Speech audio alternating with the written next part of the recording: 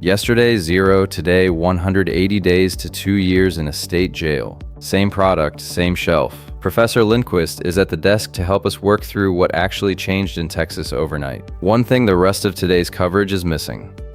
The product everybody still calls legal has 104 days left. A court did this, not a new law.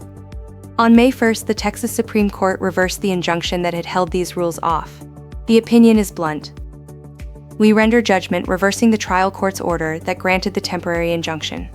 Today we go deeper into what that reversal reaches, because it is wider than the shorthand. Wider how? Every headline I read said synthetic.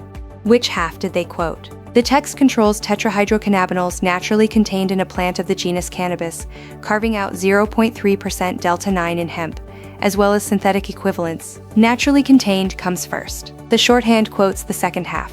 The plant compounds themselves then. That's not a loophole ban, that's a category. Professor Lindquist, settle it for us. Category or loophole? Category.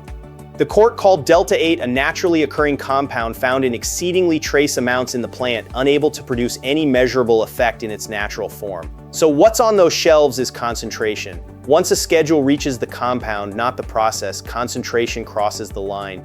Possession is where it lands on a person. Under penalty group 2, less than 1 gram is a state jail felony. The range is confinement for not more than 2 years or less than 180 days. For something on a shelf yesterday, up to a $10,000 fine sits on top. Sellers carry separate exposure, reported as license loss, per violation fines, and distribution charges. And the part people skip is, Erica, wait. Back up to the 1 gram. Good, the gram is the trap. The statute says by aggregate weight, including adulterants or dilutants. Weight of the product, not the THC in it. Aggregate product weight. A gummy weighs grams. It does. On the statute's face, the sugar and the gelatin count toward. Which gram, though? That section lists 1, 4, and 400. All three, and the latter is the statute's own. Under 1 gram is the state jail felony. 1 gram to 4 is a third-degree felony. But I stopped short of a prediction there. Nobody can tell you how a given Texas prosecutor exercises discretion because no prosecutorial guidance has been published. The statute's own words are all anyone can point to today. You're right that we can't predict a charge. The exposure exists either way. So what does a person holding this today actually do? Here's the honest answer, and it's uncomfortable. No Texas authority has published a grace period, an amnesty, or a disposal instruction. We checked the program page, the schedules page, the register notice, all 32 published questions. Nothing. I know this one cold. Kai, don't take my word for it though. The department's own, the consumable hemp program page. It puts the whole notice in one line. The schedule affecting delta-8 takes effect today. That's the entire consumer instruction. The only thing this desk can safely tell you to do is talk to a Texas licensed attorney. This is not legal advice. And to finish what I was getting at on what counts. CBD is not part of this, and neither is hemp at or under 0.3% delta-9 by dry weight. Most of what sits under a hemp banner in a drugstore is CBD, and today's action doesn't reach it. And smokable hemp? People keep folding that in. Separate fight and still live. It's had its own injunction, appeal, and reversal, and the reporting on where it stands genuinely conflicts. So, separate from today's action, still in litigation. I mean, still in litigation. Nobody should call it safe. If you carry one number out of this, carry the gram. The line is drawn on the whole thing.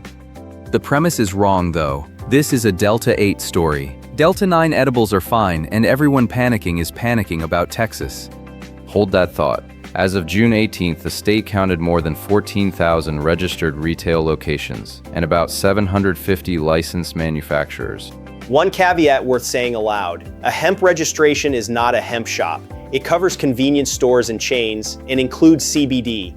14,000 locations is not 14,000 storefronts going dark.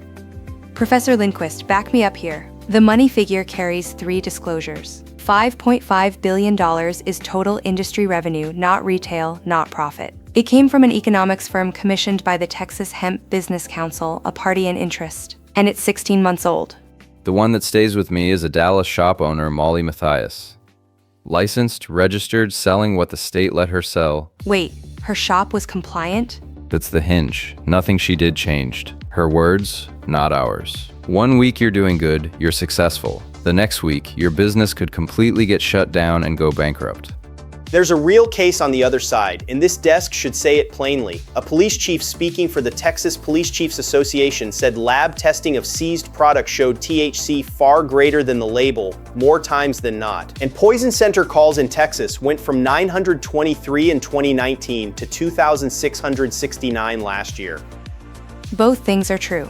A pediatric chief medical officer said overdoses at his hospital more than quadrupled from 2021 to 2025.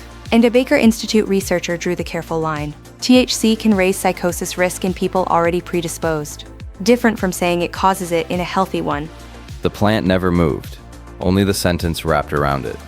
This is the Agriculture Department's own film from 1942, Hemp for Victory. Archival footage, 84 years old, made to push American farmers to plant this crop for the war. Same plant, opposite instruction. And the sentence moved again last November, which is where this stops being only about Texas. Public Law 119-37 was enacted November 12, 2025. Section 781 amends the federal hemp definition 365 days later. That's November 12 this year, and it caps a finished product at 0.4 milligrams of total THC per container. 0.4 per container. Kai, run it. I'd get the decimals wrong. A standard Delta 9 gummy is 5 milligrams. 5 divided by 0.4, 12.5. 12.5 times the federal cap. In one gummy that's legal today. Then the premise was mine and it's wrong. Delta 9 edibles are not fine. They're on a clock. 104 days of clock. And that cap counts total tetrahydrocannabinols, including THCA. So what Texas reached today and what it left alone converge on one date. Professor Lindquist, thank you. One sentence. The thing you'd want somebody to keep. If the lawful answer changes on a date, who is supposed to knock on the door and say so? Nobody has. That's this desk's verdict. Enforcement moved faster than notice, and the person holding the jar absorbs the gap. Both cases here are real. Neither told a single Texan what to do today. That's the whole story. Nobody knocked. If this made a confusing morning make sense, hit like and subscribe. In 104 days, the safe answer changes. Who should have to tell people? We'll be back on November 12th. Until then, read the schedule, not the summary of it.